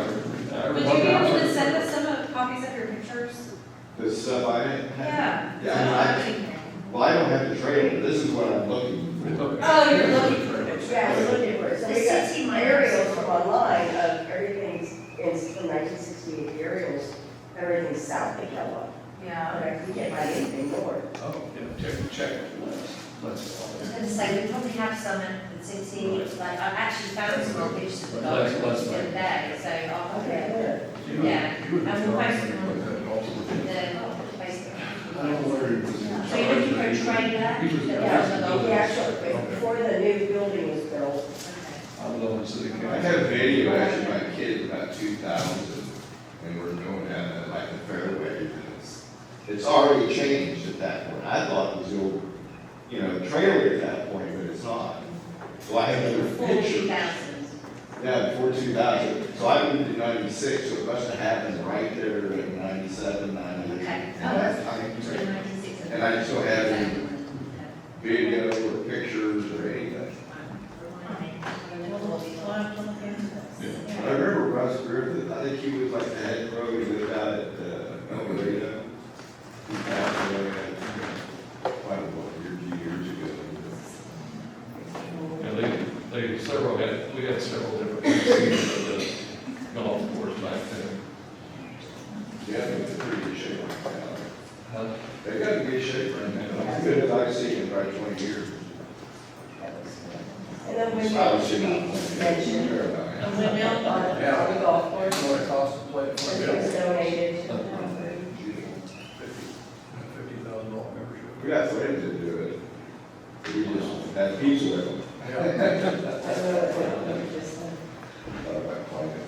Well, does anyone else have any other questions about our history or things that you might want to know more about that we can try to highlight on our Facebook page? Well, I want to know why Maine ended up on it, why are we on Andover Road instead of Maine? What happened to the development of Maine to, why don't we have a downtown like every other city?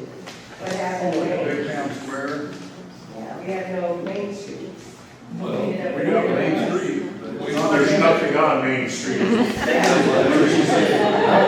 Everything Always been that way. used to be old Main and golf. Yeah, we skipped. I mean, we had back in the 60s, a lumber yards, we had a lot of space there in Market, Maine.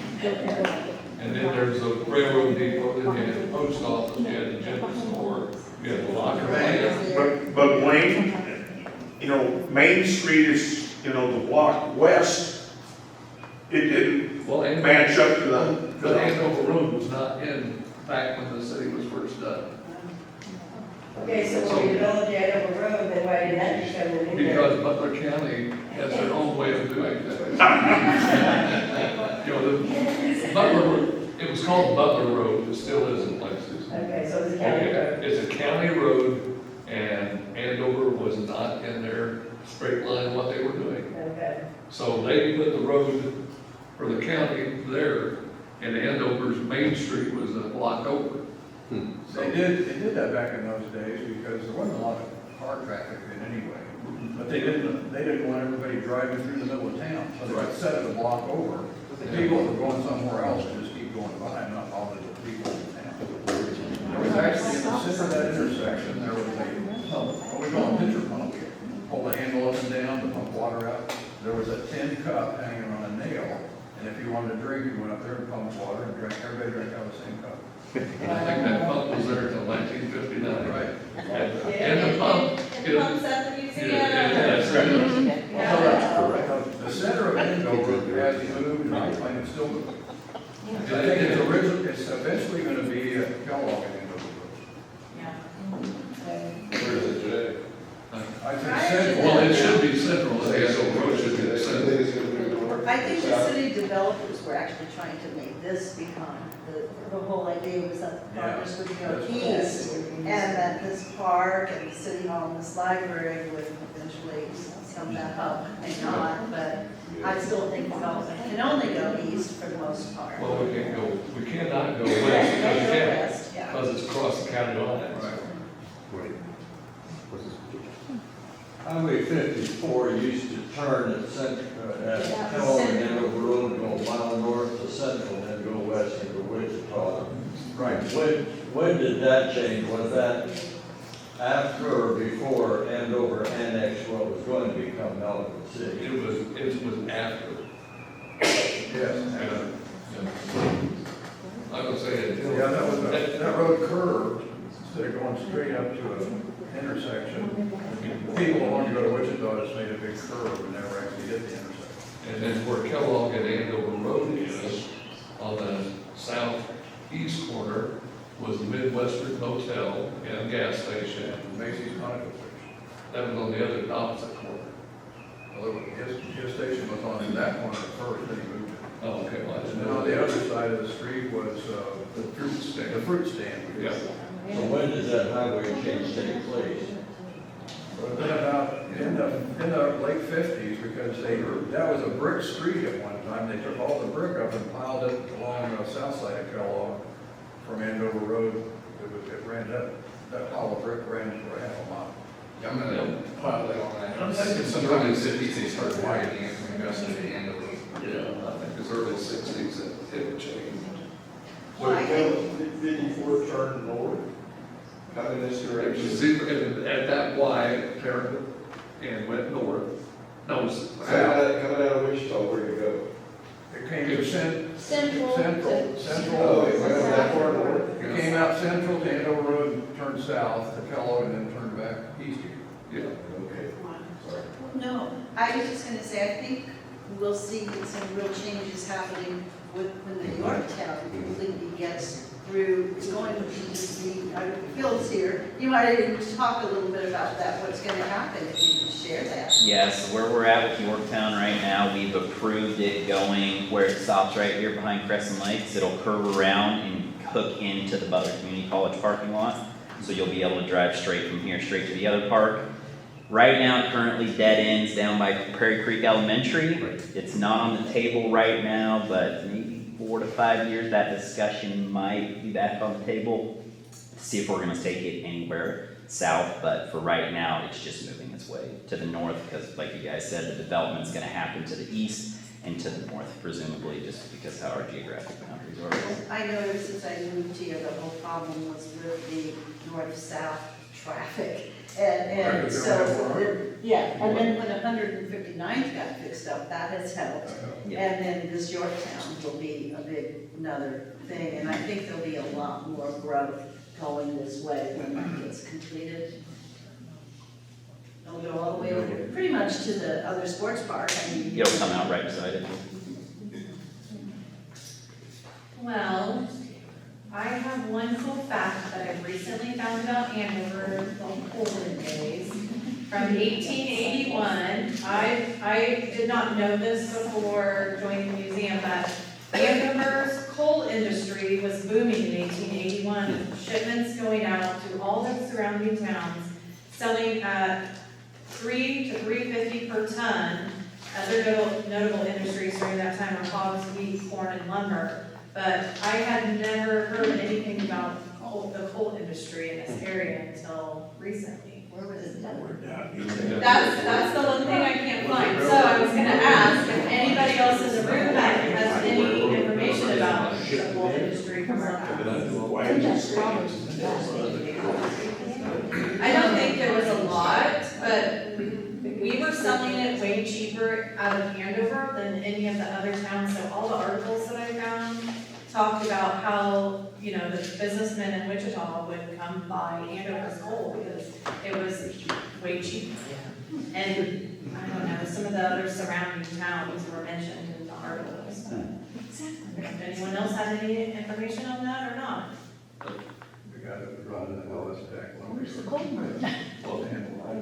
That'd be this Now, right they here. had coal bins here. There was all railroad bins there, just the railroad. Hauled it in and then they sold it out of here. They did, That's probably what happened. yeah, Cause I don't, there's no place around here like that. Another good industry.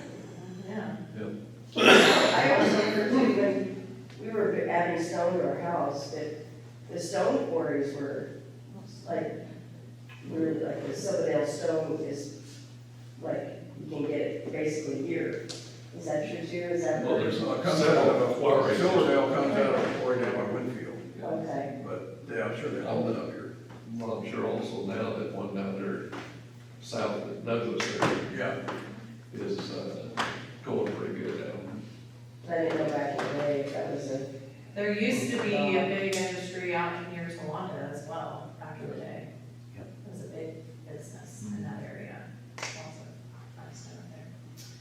Well, I guess we're getting close, yes. This was a train stop. Did you have a, water tower for the train? Nearest water tower would have been Wichita or Augusta. Okay, so it didn't stop for water, I think it was just past here, I've never seen They it. got water in Augusta. Yeah, I don't think. or not water in Augusta and then went to Wichita? Yeah, yeah, there was, I Why think, did it- seven trains a day back in the day. Because we had passenger service you could get on, and you probably did. The school, with some of the teachers, take the kids to Wichita on the train. And because the train was here at 8 in the morning and it was back here before 3. Yeah. So, So you can go on field trips. yeah. In fact, I do have a picture of one of the field trips that went from here to Union Station and back. Yeah. Yeah, and if you didn't, they had a, flag coming down, just to the west there, but also, if you had to have something, freight or something picked up, you would go out and had a red flag, you just stood in front of the train and waved the flag. Helps when I'm As an 8 or 9-year-old boy, I gotta do that. Well, Sue Windsor is one of the longtime residents, and I visited with her trying to encourage her to come tonight, but her grandchild is one today, so they were having a party with his grandchild, and I understand she didn't want to miss that. But she did talk to me about that when she was in grade school, that they would ride the train, and it was like the end of the year kind of picnic things, and they would go to the zoo, which I guess the location has moved a little bit now. Oh, the zoo was used for the summer. Yeah, okay, so that's where they went to the train when the Right. zoo was there. Yeah. And that was a big treat, but I guess that was kind of an annual thing. Oh, yeah, Every yeah, oh, couple of classes would do this Yeah. at the end of the year. She did Yeah, what it she was a said. lot of fun. Is there any like roller skating rinks or drive-ins here or anything Oh, like no, that? no. What did kids do? We had the Dairy Haven. That was a, Did you that have was a place. skates there? Wow, If you wanted to go Okay. or go to a drive movie. Yeah, there was some riders, we did 54. 54. Yeah, 54 and Rock Road, yeah. Did you go to teen center at one time though, like where the old senior center was that something for teenagers? I've come across articles about that, and they also had their own paper, I believe, but the building was so run down that they had to stop meeting there. I know that we did have a newspaper at one time, which was pretty good. Yeah, the journal. You The can Journal get, Advocate, the Journal Advocate. yeah, I'm actually working with family and the State Historical Society. So they have all of the Andover journals scanned, digitized, whatever. You can access some of them off of the State Historical website, but for some reason, they're waiting on some kind of signature and a golden hand thing, I don't know what's happening, to get them to put them on newspapers.com. So hopefully I can get that process through. It's kind of a weird thing, why they have them, but they won't release them. Because that's gold to us, all those old papers. All that. Side note, they contracted with me to develop their first That's a website. good question I asked. The states, No, not newspaper, but the Andover Journal. oh yeah? So I developed that, and I don't quite remember all the details, but we won an award for small town newspaper, original website.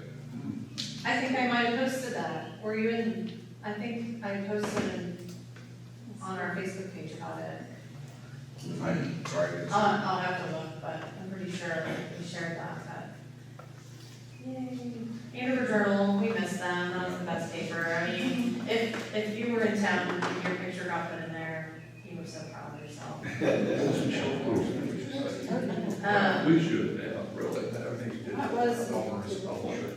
I don't have the big war. Michelle Stanley was Homer the was the kid. daughter. Yeah. Well, that was the one, Kate, she ran it after, Yeah, Dave passed away first. right. And We do have a couple of ballot books of the Andover Journal at the museum, if anyone ever does want to look at them, we have those. They're starting to get kind of fragile, that's why I'm trying to get the State Historical Society to give us digital. yeah. It works really well to do your research when it's digital, because you can't read those papers, and you can't, I'm like taking pictures of the pages, you know, to post it on Facebook for everyone. So hopefully that comes through soon. Well, just like I was kind of post first tornado, I was also very post the train, but I was involved with the Rails to Trails initiative and how hard we worked to get that through. And I think that's just a wonderful thing, so all that rail line. Using that. Yes, a lot of people use that, and we're all the way down to Augusta now, I believe, or it goes past the Finally got bridge. through the guy that thought he owned the property, but now you gotta go across the river, right? I gotta tell you, that was so hard to But get. they got done. a bond for that, right? Or a It grant? still a grant? stops at Kellogg, though, it doesn't go It's across. not going across yet, but there's a plan. But they, yeah, Let's just it's a sign. We've got the approval to eventually go through. I write I think down we just that. got a big grant. For the bridge. Yeah. Yeah, it's coming, I think. Remember that originally The guy that was trying to hold it That up. would coincide with when they widened it before. What do you mean, it's the whole railroad property, right? So when they had a big lawsuit about this, when a property is abandoned, Butler County bought it from the county line to Augusta. When a railroad abandons the property, it goes to 50 feet on one side, goes to the property owner on that side, 50 feet on that side, goes to the property owner on that side. So that could have to do a lot with it there. So that guy that they're talking with in Augusta, Mike said, well, hey, why did Butler County get to buy this before it was given to me? Oh, Did they get it all set? Or is it I still? thought they did, the county commissioner said they did. And Butler County bought that section of railroad to continue having railroad access to Augusta and Andover Industrial Park. Yeah, it'd be nice when they get that bridge done. Well, I would think, once you get past those two rivers, you can follow that roadbed. I thought it would be a great bike ride to ride all the way over to Beaumont, because they've got a hotel and restaurant. In the old water tower. And the old water Well, tower. it's very popular for walkers and bikers, so. So people just go around, catch back up on the trail on the south side of the road. Yeah. Where? Going on Red Bud, it ends at Kellogg, the bridge is not there, but you can get off and take you some Main Street, cut across. I assume you could probably get back up on the trail. I'm not sure. Oh, and if just skip there's- all that? Yeah, that'd be another possibility, I I know. don't know, is it open down there? I guess it's a question for me. That I'm not sure. It takes you down to Augusta, Because, but, I think they finally agreed. that would all be to in, allow that it. would all be in Butler County, because, Beaumont is 1 mile from the eastern boundary of Butler County. Well, question before we wrap it up. Another area about a mile or two east of here, Lorena. Yes. What do you know about that? That's where we had a post office there. There was a railroad siding there. Lorena, no, Lorena. So that property was owned by a man named Chase. By who? A man named Chase, I think that was his name. His daughter was named Lorena. Railroad comes through, he named it after said daughter. Was I- it just across? Where was this at? This has come up a lot, I'll have to dig it up. Indianola, Central. There's a lot of railroad stuff that was named after a person that crossed it on their property. Augusta Airport Road from Kellogg, a mile north. Right, to Central. Right. Yeah. One of the, I'm sorry, go ahead. Okay, there used to be a stone barn there on the corner. There's also a well, and it might have been a schoolhouse on the northeast side, but that stone barn. There we was used a to- schoolhouse. There was, okay. That stone barn, we played it as kids and we might have knocked it down. Like there was a shovel holding it up and we picked up the shovel and. And then went on a run. What were you gonna say? I don't want to discuss it because we're running out of time. There's 2 words. Parent, kids, Trojan night. Oh, yeah. That's We a haven't big one. discussed that for another time. That's I a was good involved in topic. starting Trojan Night. You and Mary Chase. Yeah, and Archie Usler.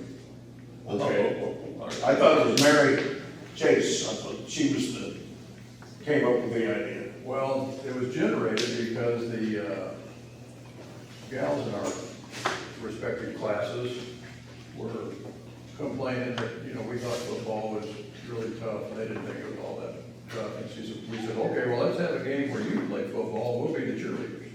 There you go. So we did that, and then Archie Usler picked up on it with Mary Chase and said, hey, you know what? We should have more than just a football game, we should have all other contests. So everybody came up with the water balloons and all the other stuff. Yes. So, would we like to do this again? Yes. I can sit and listen to these guys for hours and hours, and my face hurts just mine as well. But, I mean, I'd like to do it again, I don't know if you guys would be up for it again, but I think there's a lot more to discuss. I think we have only just scraped the surface. But, and anyone who thinks that there's not a history in Andover is very wrong, because there very much is a history of Andover. And I spoke to somebody from Liverpool, Oklahoma, is that right? He's the events guy, he works for the city there, and he rang me and we were just exchanging ideas and things, and he was like, I said, oh, we're going to do this HeritageFest, it's going to be about the train robbery. He went, oh, lucky, you had a train robbery. Nothing. And I was like, right, it's not just that, there are other things too, but like, he was a bit jealous. We got a bank robbery from in 28. Oh, no, well, that's that. And I heard that the gun is on display upstairs at the Andover bank. Probably, yeah, because there was a shooting there. We were going to ask if they could bring some museum, they'll have to. Yeah, no, it was 71 or 72. That was what I call the turnpike robbery. Yeah, it was the turnpike. The bank was robbed in the old days because the train ran right by the bank, right next to it. Yeah, They just got off the train, robbed the bank, got back on the train and took off. Well, a guy even smarter, when the turnpike went through, the bank had moved to its second location, the previous Where one. the education building is. The education building is. So the guy drives down the turnpike, and of course, it's down in a cut to go under that bridge. He gets out, parks his car along the side of the southwest bound lane, climbs that hill, walks the 150 feet over to the bank, robs the bank, points a gun at everybody and says, did nobody move for an hour? Goes back, gets in his car, drives down the turnpike. Of course, the police get there and say, where'd he go? We don't know. What was he doing? What was he driving? We don't know. Wow. Successful bank robbery. Right. In 1967, Mrs. Mary Case, with the help of a student, organized the tradition which occurs in Andover High School every year as Trojan Night. Right. So 67. Yeah, with the help of a student, they should have been orange. You guys giving. Well, I got the information